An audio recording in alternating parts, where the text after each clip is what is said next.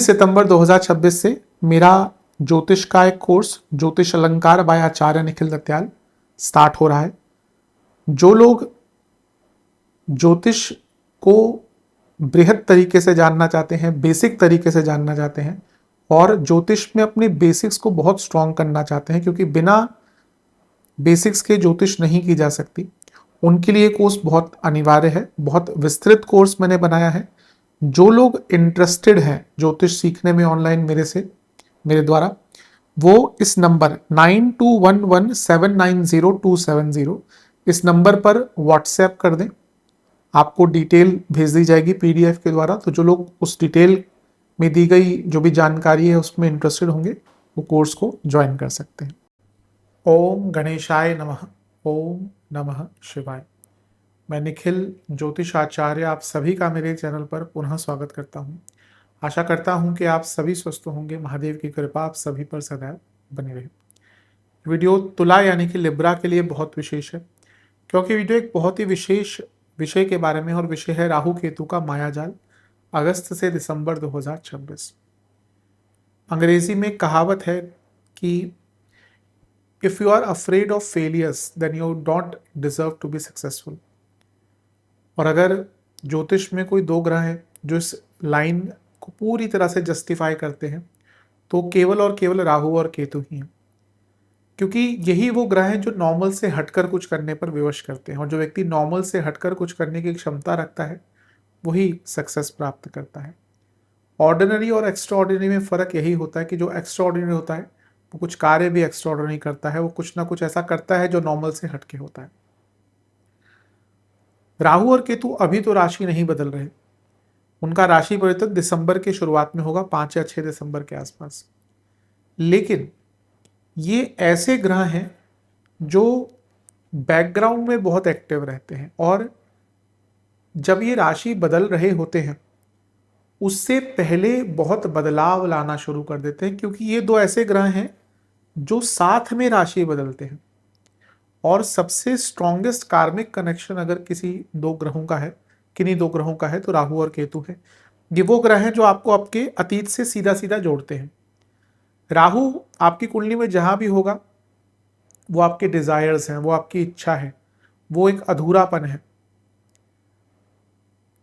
केतु जहां पे है वहां डिटैचमेंट है। इसलिए कई लोगों के जिनके सप्तम में केतु होते हैं वो विवाह नहीं करना चाहते, क्योंकि वो पहले ही भोग के आ चुके हैं कई जन्मों में। उनको पता है कि भैया विवाह करेंगे तो फंसेंगे। इसीलिए राहु केतु का गोचर विशेष हो जाता है। लेकिन जैसा मैंने कहा, ये अपने गोचर से पहले ही बहुत बदलाव लाते हैं। ये दो ग्रह हैं जिनकी कोई फिजिकल प्रेजेंस नहीं है, लेकिन फिजिकल एंटिटी ना होते हुए भी इनका महत्व ज्योतिष में सबसे ज्यादा है।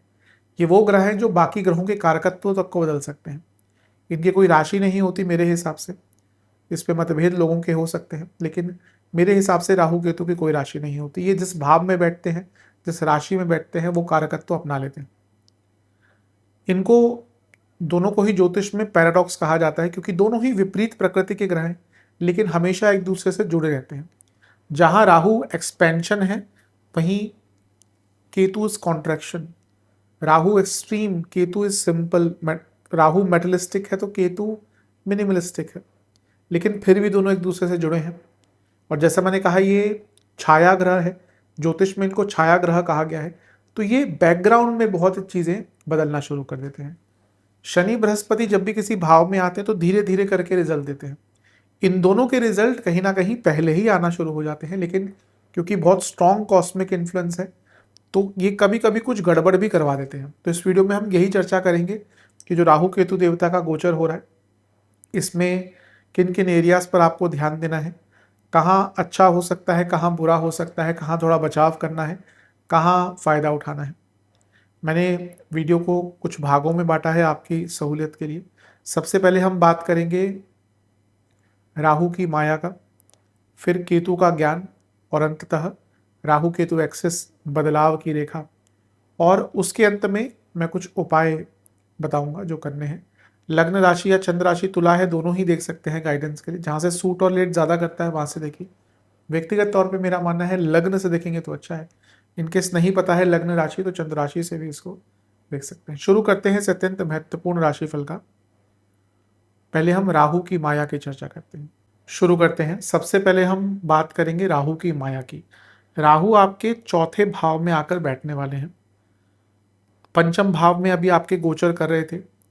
पंचम के राहु बुरे तो नहीं होते, लेकिन हाँ कभी कभी बहुत ज़्यादा ओवर थिंकिंग करवाते हैं, कभी कभी ओवर एनालाइज करवाते हैं, लेकिन भौतिक रूप से उतने बुरे नहीं होते। तो हो सकता है पिछले 1-1.5 साल में आपको कुछ धनादि का लाभ अच्छा खासा हुआ हो, लेकिन ओवर थिंकिंग कम नहीं हो रही होगी। तो एक जो बहुत अच्छा प्रभाव आपको देखने को मिलेगा आने वाले टाइम में, वो ये है कि जो ओवर थिंकिंग थी ना, वो थोड़ा सा कम होना शुरू हो जाएगी। राहु जब चौथे घर की तरफ अग्रसर होते हैं तो चौथे घर के राहु प्रॉपर्टी आदि के लिए बहुत अच्छे होते हैं। तो हो सकता है आप को अब प्रॉपर्टी खरीदने के कुछ मौके मिलना शुरू हो जाए। अगर कुछ अच्छा है, कुछ दिख रहा है कि कुछ फीजेबल है, कुछ क्लियर टाइटल के साथ कुछ आपको प्राप्त हो रहा है, तो प्रॉपर्टी के लिए आगे बढ़ सकते हैं, कोई दिक्कत की बात नहीं है। बस जहाँ पे थोड़ी क्लैरिटी की कमी है, थोड़ा रिस्की इन्वेस्टमेंट्स हैं, वहाँ पे बचिएगा। इवन जब राहु चौथे घर की तरफ अग्रसर होते हैं आने को, या राहु राहु चौथे घर की तरफ अग्रसर होते हैं, तो व्यक्ति के स्थान परिवर्तन के योग भी बनते हैं। तो हो सकता है आने वाले टाइम में आपके स्थान परिवर्तन के योग भी बने। लेकिन ये दोनों ही जो चीज़ें मैंने कही हैं, प्रॉपर्टी और स्थान परिवर्तन, ये डिसीजन जल्दबाजी में मत लीजिएगा।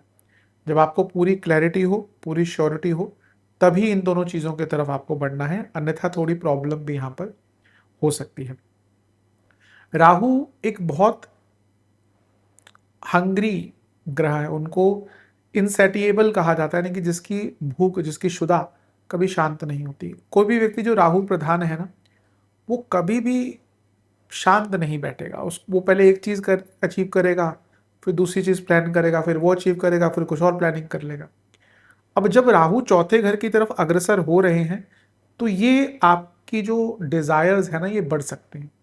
चौथा भाव सुख का भाव है, इसको सुख स्थान कहा जाता है। अब ये भौतिक सुख भी दिखाता है, और क्योंकि ये भाव इमोशंस का है तो वो भी दिखाता है। अब होगा क्या ना, धीरे धीरे करके, मैंने प्रॉपर्टी आदि की बात करी, लेकिन प्रॉब्लम ये है कि जब चौथे घर में राहु आने वाले हैं, आएंगे, तो ये जो हंगर है वो खत्म नहीं होगी। इवन फॉर इमोशंस, आपको ना बहुत इमोशनल वैलिडेशन की आवश्यकता रहेगी अब, कि लोग मेरी तारीफ करें, मुझसे लोग जुड़ें, लोग मुझे मेरी तारीफ करें, लोग मुझसे बात करें, लोग मेरे को मेरी सराहना हो, बार बार लोग मेरी तरफ आकर्षित होना शुरू हो जाएं। क्योंकि राहु माया है। जब केतु चौथे घर में आते हैं तो व्यक्ति को ये सब चीज़ें बुरी लगती हैं। आप किसी भी व्यक्ति के देखें ना, उसके अगर लगन में केतु है, उनकी 2-3 तारीफ कर दीजिए ना, वो थोड़ा आपसे कटना शुरू कर देगा। किसी के लगन में राहु है, आप उसकी 2-3 तारीफें कर दीजिए, वो तो आपके ऊपर न्यौछावर हो जाएगा और आपके सारे काम करना शुरू कर देगा। उसी प्रकार से जब चौथे में राहु आते हैं ना, तो थोड़ी माया का जो जाल है ना, वो बुनना शुरू कर देते हैं। आपके आसपास ऐसे लोग आने शुरू हो जाएंगे जो आपकी तारीफें करना शुरू कर देंगे। थोड़ा सा इनसे बच के रहिएगा। चौथे घर के राहु कभी कभी पैतृक संपत्ति को लेकर प्रॉब्लम क्रिएट कर सकते हैं। तो हो सकता है आने वाले 3-4 महीने में पैतृक संपत्ति को लेकर थोड़ा आपके घर में वाद विवाद हो जाए। तो अगर इस पीरियड में 4 महीने में होता है, तो कोशिश कीजिए उसको बहुत आराम से सुलझा लीजिए, क्योंकि बाद में ये चीज़ें और बढ़ती हैं और खतरनाक होती हैं। राहु एक हाईली एम्बिशियस ग्रह है, तो जैसा मैंने कहा ना, प्रॉपर्टीज, वाहन, इनको लेकर आप बहुत एम्बिशियस हो सकते हैं। लेकिन again Rahu is risk taker. Rahu एक ऐसा ग्रह है जो कभी कभी एक्सट्रीमिटीज में जाता है, एक्सट्रीमिज्म में जा सकता है।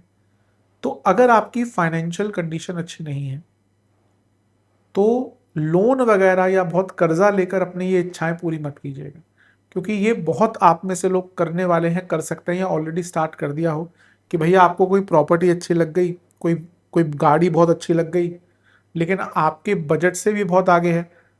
अब जब राहु की माया आएगी तो क्या होगा, जिस जहाँ से भी आप ले रहे हैं वो बोलेंगे, अरे आप सर, आप टेंशन क्यों लेते हैं, आप ईएमआई पे ले लीजिए।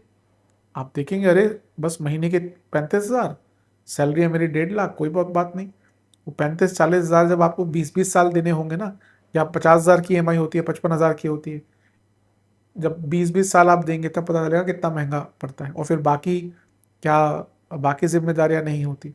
तो मैं देखिए, मैं ऐसा नहीं कि मैं लोन के खिलाफ हूँ। हाँ, मेरा पर्सनल ओपिनियन, मैं कभी लोन पर्सनली मैं पक्ष में नहीं हूँ कि लोन पे ले, लेकिन मैं ये भी जानता हूँ कि कई लोगों की जिम्मेदारियां होती हैं, कई लोगों की मजबूरियां होती हैं। हमें हमारे बड़ों ने यही सिखाया कि भले अपनी चादर कम कर लो लेकिन कभी कर्ज ना लो। लेकिन अब समय बहुत चेंज हो चुका है, आजकल की जो जनरेशन है या जो लोग जॉब वगैरह करते हैं, तो उनको खैर ईश्वर की कृपा से कभी ऐसी नौबत भी ना ही कभी आए। लेकिन जो लोग करते हैं जॉब आदि, आई थिंक वो लोग बहुत ज़्यादा लोन पे डिपेंडेंट हो जाते हैं। तो यहाँ पे मैं कहूँगा कि ये राहु का माया जाल भी हो सकता है। कुछ चीज़ बहुत जो ल्यूक्रेटिव लग रही है उसमें जल्दबाजी मत कीजिए, क्योंकि यहाँ पे होगा, कोई बोलेगा सर ये प्रॉपर्टी आ रही है अभी, एकदम रेट बहुत अच्छा है, बिल्डर बोल रहा है कि मैं 20,000 पर यार्ड या 10,000 पर स्क्वायर फीट मैं आपको वो दे दूंगा डिस्काउंट, और आपने सोचा अरे वाह बहुत सस्ता मिल रहा है, आगे चलकर तो बहुत पैसा आएगा। तो बचिएगा, अगर कुछ ऐसा too good to be true है या फिर अगर आपको अभी रिक्वायरमेंट नहीं है तो यहाँ पे थोड़ा बचिएगा। अगर रिक्वायरमेंट है और आपका सब ठीक ठाक है तो ही ये लोन वगैरह की तरफ जाइएगा। आप में से कई लोगों की जो डिज़ायर्स है ना, जो इच्छाएं हैं, वो थोड़ा अनकंट्रोलेबल होंगी, तो थोड़ा इस पर ध्यान दीजिए। तुला वाले जो जातक होते हैं they are usually very balanced, लेकिन अगर हम कुंडली में देखें ना, तो दो केंद्र भाव हो, तीन चार केंद्र भाव होते हैं, 1 4 7 10, जो पिलर्स ऑफ कुंडली होते हैं। ये हमारे जीवन का पिलर होता है। अगर किसी की कुंडली में 1 4 7 10 भावों में बहुत ग्रह नहीं है या कोई पाप ग्रह, इन इन भावों में पाप ग्रह अच्छे रहते हैं, तो अगर यहाँ पे कोई पाप ग्रह नहीं, कई मैंने कुंडलियां देखी हैं केंद्रों में ग्रह ही नहीं है, वो व्यक्ति के पास दुनिया भर का पैसा है लेकिन जीवन में बिल्कुल स्टेबिलिटी नहीं है, कभी सेहत की प्रॉब्लम, कभी घर में प्रॉब्लम। तो यहाँ पे क्योंकि केंद्रों में अब दोनों ग्रह आ रहे हैं, आपको अपने डिजायर्स पर, अपनी इच्छाओं पर थोड़ा नियंत्रण रखना पड़ेगा। Do not be a people pleaser. तुला वाले जातक बहुत अच्छे होते हैं, बहुत बैलेंस होते हैं, लेकिन अगले 4 महीनों में आप कुछ ऐसी चीजें कर सकते हैं जो आपके नेचर के बिल्कुल विरुद्ध होगी। तो जितना उन चीजों पर नियंत्रण रख सकते हैं उतना आपके लिए अच्छा है, क्योंकि राहु सात चौथे घर में आके आने के लिए तत्पर है, जो 10वें से सप्तम है। बहुत संभव है, क्योंकि केतु भी 10वें घर में आ रहे हैं, चर्चा करेंगे कि आपके कार्य क्षेत्र में आपके रोल्स भी अब थोड़े से बदलने शुरू हो जाएंगे। उसको एक्सेप्ट कर लीजिएगा, उसमें कोई बुराई नहीं है। ये जो राहु है ये शनि का तत्व भी लेकर है, चल रहे हैं, और शनि आपके लिए योग कारक है, और शनि छठे घर में अभी भी वक्री हुए हैं, समझिएगा इस बात को। राहु शनि की राशि में है, शनि छठे घर में अभी अभी 27 जुलाई को वक्री हुए हैं।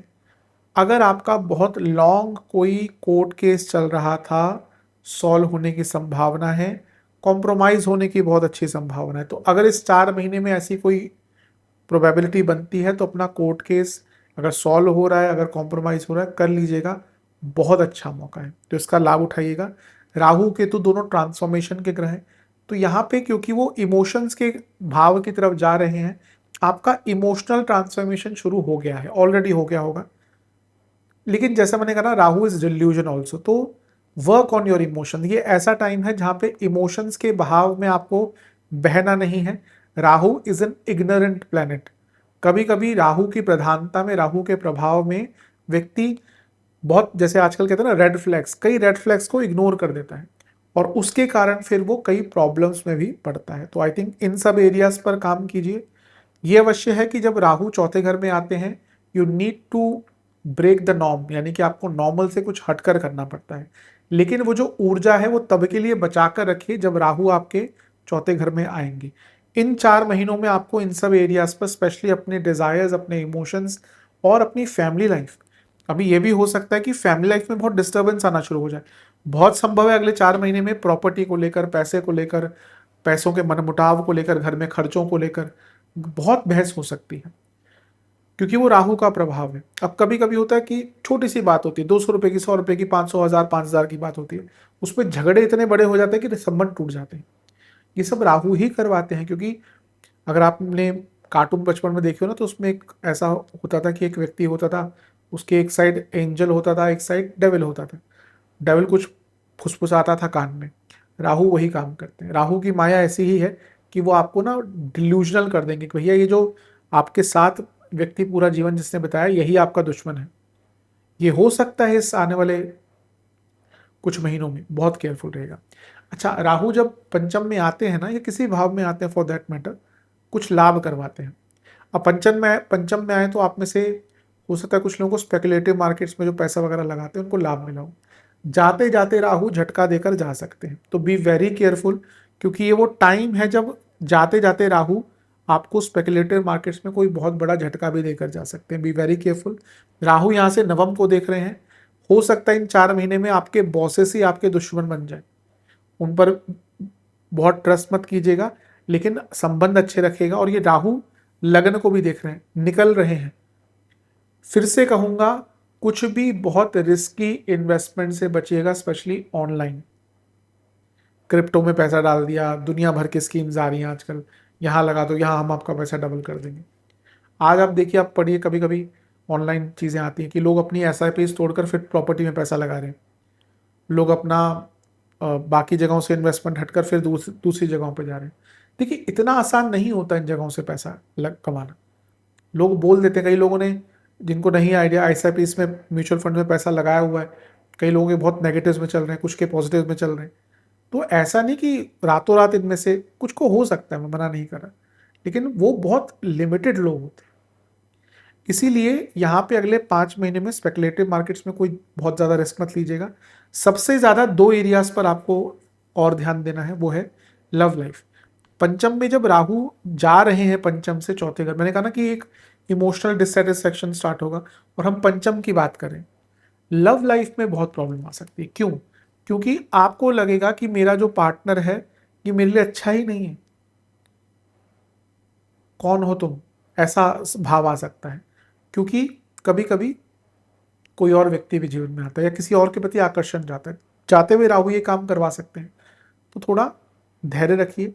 अगर आप रिलेशनशिप में हैं तो मॉरलिटी, पेशेंस और लॉयल्टी, ये बेयर मिनिमम है। जैसे आजकल के लोग कहते हैं ना, ये बेयर मिनिमम, ये बेयर मिनिमम होता है, बाकी सब नहीं होता। लॉयल्टी, रिस्पेक्ट, पेशेंस, अंडरस्टैंडिंग, ये बेयर मिनिमम होता है रिलेशनशिप का। प्रिंस ट्रीटमेंट, प्रिंसेस ट्रीटमेंट, पता नहीं क्या क्या चलता है आजकल। तो मैं तो सच में कह रहा हूँ, आने वाले टाइम में रिलेशनशिप एक मैनुअल के साथ लोग जाने लगेंगे कि ये टिक हो गया तो रिलेशनशिप चलेगा। अरे भैया, क्या हो रहा है? दिल की बात होती है। खैर, तो यहाँ पे जाते जाते राहु रिलेशनशिप में बहुत बड़ा प्रॉब्लम देके जा सकते हैं। हो सकता है कुछ लोगों के ब्रेकअप भी हो जाए। मैं एक चीज़ हमेशा कहता हूँ, राहु केतु के प्रभाव में अगर ब्रेकअप भी होते हैं ना, तो कभी कभी अच्छा ही होता है, क्योंकि हो सकता है आगे चलकर बहुत बड़ी प्रॉब्लम हो जाए।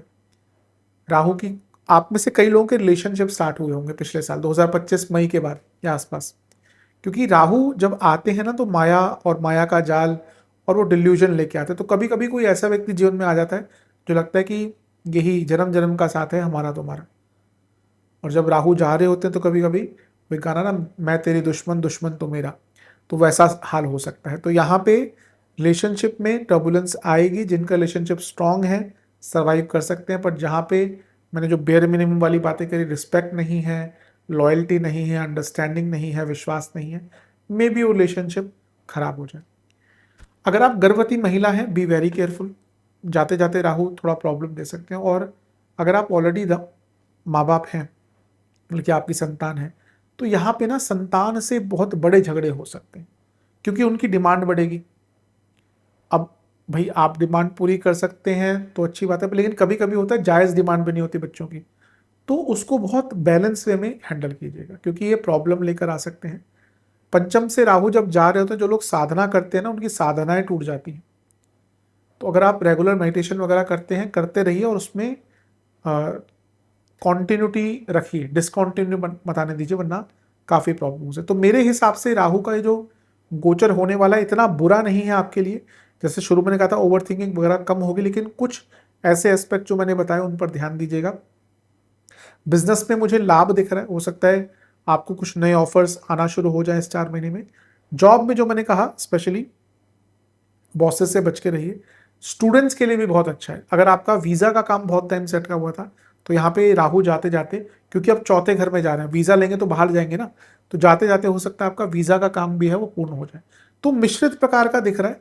ज़्यादा अच्छा ही है, लेकिन जो भी मैंने चीज़ें कही उन पर ध्यान दीजिएगा।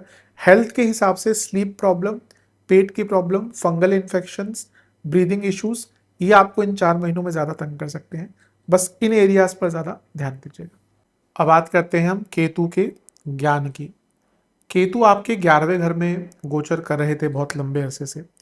अब केतु आपके 10वें घर में आने के लिए अग्रसर है। ऑब्वियसली अगर तुला के लिए केतु का सबसे ज़्यादा प्रभाव किसी चीज़ पर पड़ेगा वो करियर है, और वो मैंने राहु के टाइम पे भी इंडिकेट कर दिया था कि करियर में बहुत मेजर चेंजेस आपके आते हुए दिख रहे हैं। केतु 11वें घर में आपके बहुत टाइम से है, मई मई 2025 से, तो 1 साल से काफ़ी ज़्यादा टाइम हो चुका है। अब हम अगस्त में आ चुके हैं 2026 के। 11वें घर के केतु क्योंकि राहु लग्न को देख रहे हैं, तो जहाँ एक और बहुत संभावनाएं खुलती हैं, वहीं 11वें घर के केतु ना बहुत अवरोध उत्पन्न करते हैं, यानी कि आपके काम कहीं ना कहीं अटकना शुरू हो जाते हैं। कई वंडरफुल अपॉर्चुनिटीज में भी, करियर में भी, बिजनेस में भी, फाइनेंशियली, प्रॉपर्टी वाइज आई होगी, लेकिन वो रुक गई होगी, अटक गई होगी कहीं ना कहीं। अब ये वो समय है जब केतु, जैसे मैंने राहु का क्या कहा था, राहु आते ही बहुत लाभ दे सकते हैं लेकिन जाते जाते झटका देकर जाते हैं। केतु का थोड़ा उल्टा है, वो आते ही बहुत प्रॉब्लम क्रिएट करते हैं, because Ketu is the strongest planet for transformation. Ketu is the strongest planet of for self introspection, and Ketu signifies change. तो जब वो 11वें घर में आए थे तो आपके काम अटके होंगे, और फिर आपको रियलाइज भी बहुत जगह हुआ होगा कि हाँ, मुझे अपने आप को बदलना है। मे बी आप में से कई लोगों ने नई स्किल सीखने का प्रयत्न किया होगा, नया नॉलेज गेन करने का प्रयत्न किया होगा, कुछ नई एजुकेशन करी होगी और अपने आप को इम्प्रूव किया होगा। तो जिन लोगों ने ये किया है उनके लिए तो एक केतु एक प्रकार से ब्लेसिंग का काम करेंगे, क्योंकि जैसे ही वो 10वें घर की तरफ आएंगे, या अब बढ़ना शुरू कर दिया है उन्होंने, तो आपके करियर में नई अपॉर्चुनिटीज आना शुरू हो जाएंगी। ये ध्यान रखिएगा मैंने क्या बोला है, ये सबके लिए उतना इजी नहीं रहेगा, लेकिन जिन्होंने पिछले 1 डेढ़ साल में अपनी स्किल्स को एनहेंस करने के लिए काम किया है, अपनी नॉलेज को, अपने एक्सपीरियंस को गेन किया है, इम्प्रूव किया है, आ, उसको थोड़ा सा बदलने की कोशिश करी है, उनके लिए ये केतु अब करियर में बहुत अच्छी अपॉर्चुनिटीज लेकर आएंगे। जब हम आज एआई आदि की बात कर रहे हैं, ये एआई आदि की चर्चा बहुत पहले से है। मुझे जितना याद है सबसे पहले मैंने 2000 में भी 18-19 के आसपास सुना था, क्योंकि मैं टेक फील्ड का नहीं हूँ, लेकिन इस ज्योतिष होने के नाते हर फील्ड से कहीं ना कहीं बातचीत हो जाती है। तो कुछ लोगों को पता था उस टाइम पे, लेकिन कई लोगों ने अपने आप को नहीं बदला। लेकिन जिन लोगों ने समय के साथ बदल लिया, आज उनको एआई वाले एरिया में ही, बाकी सब एरियाज में ही बहुत अच्छी जॉब मिल रही है। जॉब्स कम नहीं होंगी, बट जॉब के टाइप बदलने वाला। तो जिन लोगों ने पिछले 1 डेढ़ साल में अपनी स्किल्स को बदला होगा, उनके लिए केतु बहुत अच्छे रहेंगे, लेकिन जिन्होंने नहीं किया होगा उनके लिए थोड़ी प्रॉब्लम आ सकती है। Ketu is a identity crisis वाला प्लेनेट। तो जब 11वें घर में केतु आते हैं तो व्यक्ति के पास भले ही पैसा भी हो, उसको समझ ही नहीं आता कि पैसा लगाना कहाँ पे। आप में से कई लोगों के पास साथ हुआ होगा, पैसा है फिर भी समझ नहीं आ रहा होगा कि प्रॉपर्टी कहाँ पे ले, और क्या कभी कभी प्रॉपर्टी लेने ही नहीं देते। कई जगह आपको समझ आ रहा होगा कि या ये अच्छी प्रॉपर्टी है, आप गए, आपने बोलिया कि ठीक है भैया डन है, अगले दिन जिसने बेचनी थी उसने बोला नहीं, मैंने मन बदल लिया। ये तो मेरे एक क्लाइंट के साथ हुआ था, केतु के गोचर के आसपास ही हुआ था। तो उनकी डील हो गई थी, मैंने उनको बोला था कि केतु के गोचर से पहले कर ले, लास्ट ईयर की बात है। तो बहुत अच्छा, दो प्राइस पे भी सब कुछ हो गया, दोनों फैमिलीज या जो लेने वाली फैमिली थी उनको बहुत पसंद आ गई, एकदम वैसी प्रॉपर्टी जैसे चाहिए थी, सब कुछ। अगले दिन बयाना होना था, रात को जिन्होंने बेचना था उन्होंने कॉल किया, नहीं भाई हमने मूड बदल लिया, हम नहीं। उसी दिन केतु का गोचर हुआ था। मैंने उनको बोला था कि इसको बहुत पहले कर ले, लेकिन वो टालते गए। कभी बेटे को छुट्टियाँ नहीं मिल रही, बेटे ने कहीं बेंगलोर वगैरह से आना था। तो भाई एज ए ज्योतिष तो मैं बता सकता हूँ, मैं हमेशा कहता हूँ। तो वही हुआ, फिर उनका कॉल दोबारा आया तो उन्होंने कहा आपने सही बोला था कि केतु का गोचर हुआ, तुला लग नहीं था उनका, और वो डील, मैं खैर उन्होंने ये नहीं बोला केतु का गोचर हुआ, उन्होंने बताया कि इस दिन मेरी जो डील है वो रुक गई। तो हो सकता है आप में से भी कई लोगों के साथ ऐसा हुआ हो कि आपकी कोई प्रॉपर्टी की डील रुकी हुई हो। तो ये वो टाइम है जो आपका प्रॉपर्टी संबंधित काम जो अटक रहा था ना, अब वो पूरा होना शुरू हो जाएगा। यूं मानिए आपकी कई इच्छाएं अब पूरी होने शुरू हो जाएंगी, क्योंकि 11वें घर के केतु कितना भी आप प्रयत्न कर लें, आपकी इच्छाएं आराम से पूरी होती ही नहीं। तो आप में से कई लोगों ने ये ऑब्जर्व किया होगा कि इवन आपको अप्रिशिएशन मिल रहा है कार्य क्षेत्र में, प्रमोशन नहीं हो रही। इवन आप बिजनेस कर रहे हैं, लोग बहुत अप्रिशिएट कर रहे हैं, अरे भैया बहुत अच्छा काम है आपका, हम तो आपसे सामान लेंगे, आपके सर्विसेज लेंगे, लेकिन कहीं ना कहीं चीजें अटक जाती। हुआ होगा ना आपके साथ। कई लोगों के विवाह रुके हुए होंगे, सप्तम को केतु देख रहे हैं, कई लोगों के विवाह बनते बनते सब कुछ हो गया, रोका भी हो गया, बात शादी की आ रही थी, फिर कोई प्रॉब्लम, किसी के घर में किसी की मृत्यु हो गई, कोई किसी को फाइनेंशियल प्रॉब्लम आ गई, किसी को हेल्थ इशू आ गया। तो ये जो अवरोध उत्पन्न हो रहा था बहुत ज्यादा आपके जीवन में, अब वो तुम के राहु का गोचर मेरे हिसाब से आपके लिए मिश्रित है, क्योंकि इमोशनल लाइफ पर बहुत डिस्टर्बेंस रहेगी, स्थान परिवर्तन हो सकते हैं राहु के कारण। लेकिन केतु का जो गोचर हो रहा है ना, ये आपके लिए एक गति प्रदान करने वाला गोचर होगा। करियर, बिजनेस, फाइनेंशियल लाइफ, सब में जो काम आपके एकदम बाधित हो गए थे, जो रुक गए थे, वो कार्य आपके पूर्ण होंगे। बहुत अच्छा है। केतु 10वें घर की तरफ जा रहे हैं, तो आपको नई जॉब भी मिल सकती है और जॉब में कुछ नए रोल मिलने की संभावना है। ये केतु क्योंकि काम त्रिकोण को अफेक्ट किए हुए थे, तो जैसे मैंने कहा ना, आपकी जो इच्छाएं वो दबी की दबी रह गई होंगी। आपने बहुत कुछ सोचा होगा, मैं करूंगा करूंगी, लेकिन वो चीजें अपने मुकाम तक नहीं पहुंच पा रही होंगी। आप में से कुछ लोगों की यात्राएं स्थगित हो गई होंगी, कुछ लोगों ने पैसा जोड़ा होगा कि यहाँ लगाएंगे, लेकिन उनको कुछ पैसा लगाने की अपॉर्चुनिटीज ही नहीं मिल रही होंगी। जैसे मैंने कहा ना कि ये केतु कभी कभी ऐसे काम करते हैं। अब जब केतु निकलने वाले हैं, तो आपकी बहुत डिजायर्स, आपकी बहुत इच्छाएं, और जैसे मैंने कहा केतु जाते जाते लाभ देकर जाते हैं। कोई ऐसा काम जो आपका सालों से अटका हुआ था, वो यहाँ पे केतु के गोचर के कारण या जो निकल रहे हैं उसके कारण पूर्ण हो सकता है। तो मेरे हिसाब से केतु का गोचर बहुत अच्छा है आपके लिए।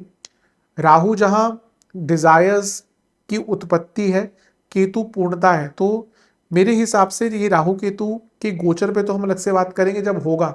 इन 4 महीनों में आपका पैसे का फंसा हुआ काम, प्रॉपर्टी का फंसा हुआ काम बहुत आराम से बनता हुआ दिख रहा है। केतु थोड़ा ना अटैचमेंट को लूज करते हैं। 11वें घर में केतु आते हैं तो थोड़ा अटैचमेंट भी कम लोगों से होता है। अब धीरे धीरे करके ना अपना सोशल सर्कल थोड़ा सा फिर से बनाना शुरू कर दीजिएगा या बढ़ाना शुरू कर दीजिएगा, क्योंकि केतु सप्तम भाव को देख रहे हैं। हो सकता है बहुत ज्यादा इंट्रोवर्ट हो गए हो, बहुत ज्यादा लोगों से बातचीत आपने बंद कर दी हो, क्योंकि वो आत्ममंथन का समय होता है। जब हम लोगों से बातचीत बहुत करेंगे तो हम ज्ञान को नहीं प्राप्त कर सकते। आप अधिकतम योगियों को देखिए, साधुओं को देखिए, वो कैसी जगहें चुनते हैं जहाँ पे कोई नहीं होते। आप कभी बनारस आदि चले जाइए, जब कोई मेले आदि लगते हैं, शिवरात्रि आदि है, वहां पे आपको अघोरियों की भीड़ दिख जाएगी, लेकिन नॉर्मली आपको दिखेंगे नहीं। वो कहाँ जाते हैं किसी को नहीं, वो किसी जंगल में, किसी बिहार में, किसी ऐसी जगह पे जाके वो अपनी साधनाएं करते हैं। लेकिन जब समय आता है तो वो बाहर आते हैं। तो जब वैसे ही जब केतु सप्तम को देख रहे हैं, वो टाइम क्या होता है कि आपको थोड़ा सा लोगों से कट ऑफ करना है। लेकिन अब वो चीज़ कम करके आपको थोड़ा सा सोशल बनना है। जो आपने स्किल सीखी हैं उनको रिप्रेजेंट करना है, उनको प्रेजेंट करना है, अपने आप को आपको लोगों के सामने प्रेजेंट करना है। Ketu is mastery. हो सकता है, मुझे दिख रहा है आप में से कुछ लोगों ने अपनी स्किल्स में मास्टरी कर ली हो। तो मैं फिर से कहूंगा, जिन्होंने मेहनत करी है, यकीन मानिए ये केतु आपको आने वाले महीनों में रिवॉर्ड करके जाएंगे। करियर में बहुत बड़ा ट्रांसफॉर्मेशन दिख रहा है। मैं राहु केतु एक्सेस पे भी आने वाला हूँ, और मुझे लगता है कि जो लोग अभी नहीं में भी फ्यूचर में भी जॉब चेंज करना चाहते हैं, उनको भी कहूँगा इन 4 महीनों में अपनी स्किल्स को अपग्रेड करते रहिए। ये केतु बहुत अच्छा प्रभाव देंगे। केतु क्योंकि आपके 10वें घर में आके आपके अर्थ त्रिकोण को एक्टिवेट करेंगे दिसंबर में, तो it's time to be more practical. Ketu is a headless planet, तो कभी कभी डायरेक्शन नहीं होती, तो Ketu can also take you to wrong places, जो मे भी आपके साथ पिछले 1-1.5 साल में हुआ हो। मैं हमेशा कहता हूँ केतु को ऐसा नहीं कहना चाहिए वो पूर्ण ज्ञान है। केतु लिमिटेड ज्ञान है बट परफेक्शन है। तो अब जब वो 10वें घर में आ रहे हैं, तो मे बी आपको अपने ज्ञान को थोड़ा सा बढ़ाना भी पड़ेगा। मेरे हिसाब से केतु का गोचर आपके लिए बहुत अच्छा है। इन सारे ही एरियाज पर आपको ध्यान देना, और इन सारे ही एरियाज में आपको लाभ। राहु थोड़ा सा ध्यान दीजिएगा, लेकिन केतु का गोचर तो आपके लिए काफी अच्छा दिख रहा है। अब बात करते हैं राहु केतु एक्सेस की। ये मैं दर्शा भी देता हूँ। राहु आपके चौथे घर में जा रहे हैं और केतु 10वें घर में। देखिए, ये वो ऊर्जा होती है जो सबसे ज़्यादा होती है एक्सेस, एक प्रकार की स्पाइनल कॉर्ड है कुंडली का, जो अगर जहाँ पे थोड़ी इंटरफेरेंस, थोड़ा सा डिस्टर्बेंस ज़्यादा आ गई तो दिक्कत बहुत होती है। मेरे हिसाब से राहु केतु ये जो एक्सेस मूव होने वाली है, इसका आपके जीवन पर बहुत बड़ा इम्पैक्ट पड़ेगा, क्योंकि ये आपके पर्सनल लाइफ और प्रोफेशनल लाइफ पर प्रभाव डालेगी। हो सकता है आप में से कई लोग इस समय जॉब चेंज का विचार कर रहे हों, स्थान परिवर्तन का विचार कर रहे हों, एवं विदेश जाने का विचार कर रहे हों। तो स्थान परिवर्तन, विदेश जाना, प्रॉपर्टी, जॉब चेंज, इन सब के लिए 4 महीने बहुत अच्छे हैं। इसमें ये जो भी आपका प्रोसेस है वो आगे बढ़ सकता है, और हो सकता है गोचर आते आते ये चीज़ें संभव भी हो जाए। बस मैं ये कहूँगा कि क्योंकि यहाँ पे राहु की भी हम बात कर रहे हैं, तो कभी कभी डिल्यूजन होती है, तो डेस्परेट अटेम्प्ट, जल्दबाजी, इनसे बचिएगा। अदरवाइज इन सारे ही एरियाज में आपको बहुत लाभ देखने को मिलेगा। एक चीज देखनी है आपको कि राहु और केतु के डिस्पोजिटर्स भी बहुत महत्वपूर्णता से हमें देखने चाहिए। तो राहु जहां शनि की ही राशि में है, लेकिन यहाँ पे राहु शनि की नेगेटिव राशि में है, यानी कि मकर में, और केतु चंद्रमा की राशि में है। तो ये वो पीरियड भी है जहां पे इमोशनल लाइफ में, पर्सनल लाइफ में डिस्टर्बेंस भी आ सकती है, बिकॉज किसी एक चीज में इम्बेलेंस आएगा। राहु केतु एक्सेस का चौथे और 10वें में आना ही ये बताता है कि व्यक्ति के इन दोनों एरियाज में इम्बेलेंस हो जाता है। तो हो सकता है कि किसी की पर्सनल लाइफ में प्रॉब्लम आए, तो उसका प्रभाव प्रोफेशनल लाइफ में पड़ सकता है। ये मैं आगे की बात कर रहा हूँ, लेकिन काम इस पे अभी से करना है। और हो सकता है किसी की प्रोफेशनल लाइफ में प्रॉब्लम आ रही, तो उसका प्रभाव उनकी पर्सनल लाइफ पे, इमोशनल लाइफ पे पड़ सकता है। तो रेदर देन कि आप बहुत सारे चेंजेस एक साथ लाना शुरू कर दें, मुझे लगता है इस राहु केतु एक्सेस का अगर आपको लाभ उठाना है, जो बदलाव आने वाला है, आप अपने जीवन में एक संयम, एक बैलेंस, और अपनी दोनों ही चीज़ों को, यानी कि वर्क और लाइफ बैलेंस को मेंटेन करना शुरू कर दीजिए। क्योंकि प्रॉपर्टी, स्थान परिवर्तन, विदेश, इमिग्रेशन, इन सब में आपको लाभ मिलने वाला है। लेकिन ये सारी चीज़ें थोड़ा सा अस्थिरता भी दिखा रही है। अगर आप घर बदलते हैं, कितनी चीज़ें बदल जाती हैं, आप देश बदलते हैं तो कितनी चीज़ें, जॉब बदलते हैं, तो ये दिख रहा है कि आने वाले टाइम में there will be changes in these areas. तो अगर उन चेंजेस को आपको संभालना है, तो अभी से आपको अपनी लाइफ पे इन चीज़ों का काम करना पड़ेगा। करियर में तो मुझे लगता है कि बहुत अच्छा बदलाव आएगा, स्पेशली जो लोग बहुत ज़्यादा, जिन्होंने अपने ऊपर अपनी स्किल्स पर काम किया है। मुझे लगता है कि राहु केतु एक्सेस आपके लिए इन मेजॉरिटी अच्छा ही काम कर रही है। बस आपको फोकस कहाँ शिफ्ट करना है। अब देखिए, वो आपके धर्म त्रिकोण से निकलकर राहु गए हैं मोक्ष त्रिकोण पर, और ये काम त्रिकोण से निकलकर गए हैं अर्थ त्रिकोण पर। तो ये अपने आप इंडिकेट कर रहा है कि अगर आपकी मोक्ष, यानी कि आपका जो अंतर मन है, और दस्ता यानी कि कर्म, अगर इनमें एक समन्वय नहीं बैठाने वाले टाइम में, तो ये जो बहुत अच्छे प्रभाव दिख रहे हैं ये खराब भी हो सकते हैं। इस राहु केतु एक्सिस पे छठे घर के बैठे शनि का प्रभाव आ ही जाता है, क्योंकि शनि राहु के डिस्पोजिटर है। तो ये एक मुझे अच्छी चीज दिख रही है कि अपनी मेहनत के दम पर आप आने वाले टाइम में कोई बहुत बड़ा मुकाम अवश्य हासिल कर लेंगे। लेकिन again I will come to, I think ये राहु केतु एक्सिस का अगर मैं एक आपको कीवर्ड दूं, तो वो यही होगा कि आप अपने जीवन में बैलेंस लाना शुरू कर दें, पर्सनल और प्रोफेशनल लाइफ को बैलेंस करना अभी से शुरू कर दें। फिर इस राहु केतु के जो गोचर है, इससे आपको बहुत ज़्यादा डरने की आवश्यकता नहीं। तो अगेन आई विल से कि तुला के लिए बहुत हद तक चीज़ें अच्छी ही दिख रही हैं। जो नेगेटिव चीज़ें मैंने कही, उन पर काम कीजिए और पॉजिटिव चीज़ों का लाभ उठाइए। उपाय की बात कर लेते हैं। सबसे पहले आपको दुर्गा जी को कमल का फूल अर्पण करना है, और गुलाब के पुष्प की माला अर्पण करके खीर का भोग लगाना है। गणपति जी को बेसन के लड्डू और कोई भी दूध से बनी मिठाई का भोग लगाना है। सिंदूर का तिलक लगाना है। दुर्वा अर्पण करके ओम लंबोदराय नमः मंत्र का 108 बार जाप करना है। आपको महादेव का दूध, जौ के दाने, काले तिल से अभिषेक करना है, और ओम राहवे नमः और ओम केतवे नमः, इन दोनों मंत्रों का 108 बार जाप करना है। किसी भी मंदिर में कोई इलेक्ट्रिक इक्विपमेंट, प्योरीफायर हो गया, बल्ब हो गया, ट्यूब हो गई, कुछ भी आसपास मंदिर है पूछ लीजिएगा, कुछ ना कुछ अनिवार्यता रहती है, वो दान करना है। किसी भी ज़रूरतमंद को कंबल का दान करना है।